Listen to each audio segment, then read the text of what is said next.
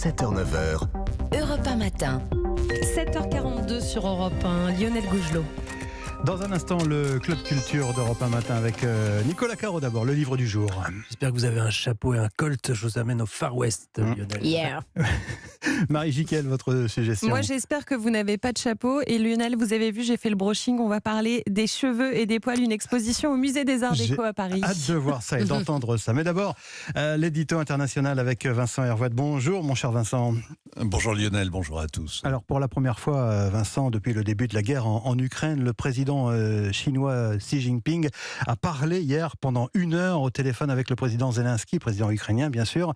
Tout cela alors qu'une délégation chinoise va arriver en Ukraine pour discuter d'une médiation de paix, c'est ça ? Oui, la paix peut-être, mais après la bataille.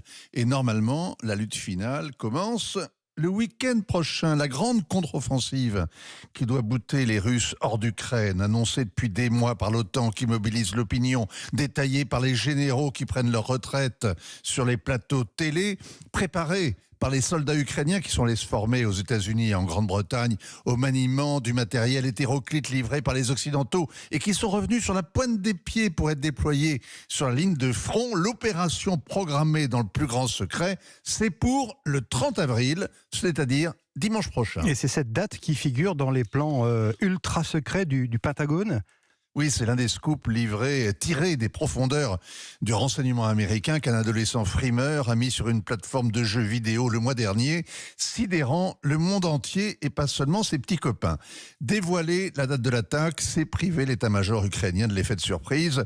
Le compte à rebours a donc sûrement été reporté. D'1 semaine, de 2 semaines, d'1 mois, ça dépendra de la météo, de renseignements de terrain, des coups au but mis à l'ennemi qui attend dans les tranchées. Mais à partir de maintenant, les soldats sur la ligne de front sont sur le qui-vive.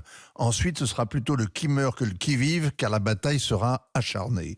Tout cela pour dire que le coup de fil de Xi Jinping à Volodymyr Zelensky tombe à pic.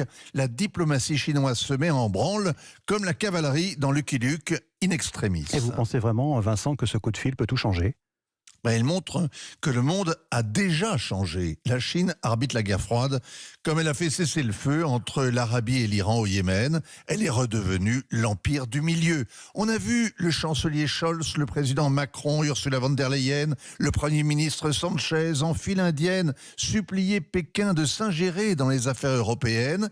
Et hier, l'Europe a applaudi et l'Amérique aussi, la Russie un peu moins. Pendant 14 mois, la Chine s'est enrichie avec le pétrole russe en ne faisant rien. Maintenant, elle s'impose en faisant le minimum. Xi Jinping a accepté que Volodymyr Zelensky lui téléphone et il lui a consacré 1 heure. Le communiqué chinois dit qu'il veut promouvoir la paix et qu'il refuse le recours au nucléaire.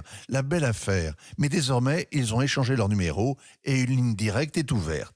La Chine est le principal allié de la Russie et le grand espoir de l'Ukraine qui estime qu'elle seule peut influencer le Kremlin. Elle gagne sur tous les tableaux. Elle vient de réserver sa place pour le grand chantier de la reconstruction. Que la contre-offensive réussisse ou qu'elle échoue, qu'elle commence dimanche ou dans 1 mois, de toute façon, elle aura lieu. Ça ne change rien pour les soldats qui ne peuvent plus échapper à l'épreuve. La paix n'est jamais simple comme un coup de fil. Signature Vincent Hervouet. Merci Vincent, à lundi. Dans un instant sur Europe 1, Nicolas Caro et son Stetson, l'expo de Marie Jiquel, c'est le Club Culture d'Europe 1, tout de suite.